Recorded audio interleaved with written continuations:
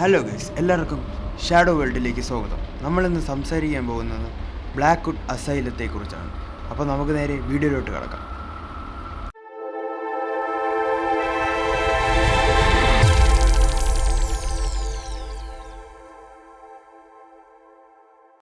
Hey, നിങ്ങൾ മറക്കാത്ത ഒരു കഥയിലേക്ക് സ്വാഗതം. പതിറ്റാണ്ടുകളായി കുഴിച്ചുമൂടപ്പെട്ട ഒരു കഥ.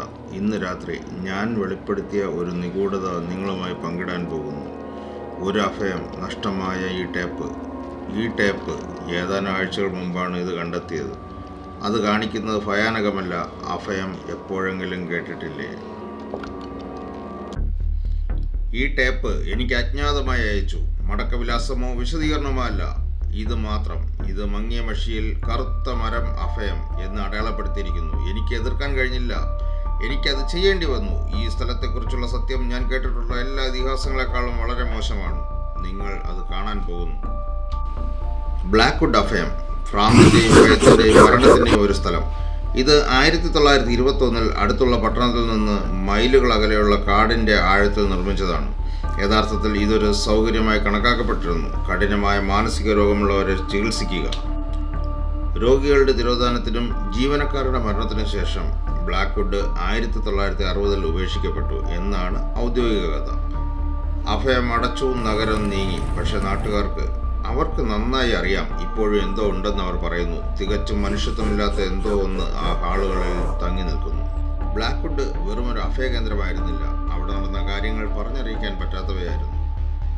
അനധികൃത പരീക്ഷണങ്ങളുടെയും അനിയന്ത്രിതമായ ചികിത്സാ രീതികളുടെയും രോഗികൾ ആരും പാടില്ലാത്ത വിധത്തിൽ ഭ്രാന്തിന്റെ വക്കിലേക്ക് തള്ളപ്പെട്ടതിൻ്റെയും കഥകൾ എന്നും സഹിക്കും. സംഭവിച്ച എല്ലാറ്റിൻ്റെയും കേന്ദ്രം ഒരു രോഗിയാണ്. വിഷയം 34. രേഖകൾ അപൂർണമാണ്, പക്ഷെ നമുക്കറിയാവുന്ന ഇതാണ്: വിഷയം 34 ചികിത്സയ്ക്കായി കൊണ്ടുവന്ന ഒരു യുവതിയാണ്. അങ്ങേയറ്റം വ്യാമോഹത്തിൻ്റെയും അക്രമത്തിൻ്റെയും ലക്ഷണങ്ങൾ കാണിക്കുന്നു. ബ്ലാക്ക്വുഡിൻ്റെ ഡോക്ടർമാർ ഒരു പരീക്ഷണാത്മക ചികിത്സ പരീക്ഷിക്കാൻ തീരുമാനിച്ചു. ഇത് അവളെ സുഖപ്പെടുത്തുമെന്ന് കരുതി. ഭ്രാന്ത്, പക്ഷെ അത് കാര്യങ്ങൾ കൂടുതൽ വഷളാക്കുകയുള്ളൂ. ഡോക്ടർമാർ അവളെ ഷോക്ക് തെറാപ്പിയിലൂടെയും അനിയന്ത്രിതമായ മരുന്നുകളിലൂടെയും കൂടാതെ സൈക്കിക് റീപ്രോഗ്രാമിംഗ് എന്ന് വിളിക്കപ്പെടുന്നവയിലൂടെയും തള്ളിവിട്ടു. എന്നാൽ അതൊന്നും പ്രവർത്തിച്ചില്ല. വാസ്തവത്തിൽ അത് അവളെ തികച്ചും മറ്റെന്തെങ്കിലും ആക്കി തീർത്തു. അതിനുശേഷം വിഷയം 34 എന്ത് സംഭവിച്ചു ഇപ്പോഴും അജ്ഞാതമാണ്. പക്ഷെ ടേപ്പ് അത് എന്തോ കാണിക്കുന്നു, നിലനിൽക്കാൻ പാടില്ലാത്തത്. ഞാൻ ടേപ്പ് കണ്ടപ്പോൾ എനിക്ക് അനുഭവപ്പെട്ടു, ദൃശ്യങ്ങളിൽ എന്തോ കുഴപ്പമുണ്ട്. ക്യാമറ വിറയ്ക്കുന്നു. ചിത്രീകരിക്കുന്നയാൾ ഭയന്ന് വിറച്ചതുപോലെ. അവർക്ക് കാണാൻ കഴിയാത്തതെന്ന് രക്ഷപ്പെടാൻ ശ്രമിക്കുന്നു. പിന്നെ ഞാൻ കണ്ടു. ചികിത്സാ മുറി 3, വിഷയം 34 അവസാനത്തെ അറിയപ്പെടുന്ന സ്ഥലം. ആ മുറിയിൽ ഞാൻ കണ്ടത് ഞാൻ ഒരിക്കലും മറക്കില്ല. ഒരു രൂപം, ഉയരം, വിളറിയ, ഏതാണ്ട് മനുഷ്യത്വരേത്. അത് നീങ്ങി മുറി വളരെ വേഗത്തിൽ മനുഷ്യനാകാം. അപ്പോഴാണ് ടേപ്പ് നിലച്ചത്. പക്ഷേ മുന്നറിയിപ്പ്, ആ ശബ്ദം ആരാണെന്ന് എനിക്കറിയില്ല, പക്ഷെ അത് വ്യക്തമായിരുന്നു.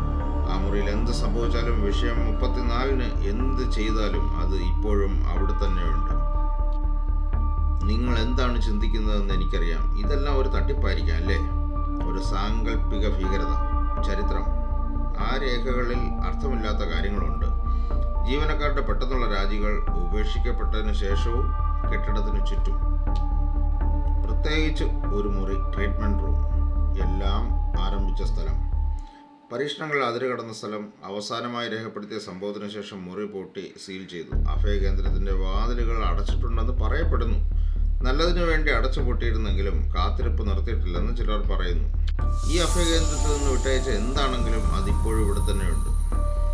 അത് കൂടുതൽ ഇരകളെ തിരയുകയാണോ അതോ കാത്തിരിക്കുകയാണോ എന്ന് എനിക്കറിയില്ല. പക്ഷേ ഞാൻ ഇപ്പോൾ നിങ്ങളോട് പറയുന്നു, നിങ്ങൾ എപ്പോഴെങ്കിലും ബ്ലാക്ക്വുഡിനെ കുറിച്ച് അറിയുകയാണെങ്കിൽ അഭയം നിങ്ങൾ എപ്പോഴെങ്കിലും അതിനടുത്ത് കണ്ടാൽ അകന്നു പോകരുത്. കാരണം അത് മറന്നിട്ടില്ല. എല്ലാവരും സുരക്ഷിതരായിരിക്കുക. ഓർക്കുക, നിങ്ങൾ ഇരുട്ടിൽ കുശുകുശുപ്പുകൾ കേൾക്കുകയാണെങ്കിൽ, നിങ്ങളെ നിരീക്ഷിക്കുന്നതായി തോന്നുകയാണെങ്കിൽ തിരിഞ്ഞു നോക്കരുത്. അത് നിങ്ങൾ ചെയ്യുന്ന അവസാന കാര്യമായിരിക്കാം. ഇത് ഇപ്പോഴും അവിടെയുണ്ട്, കാത്തിരിക്കുന്നു.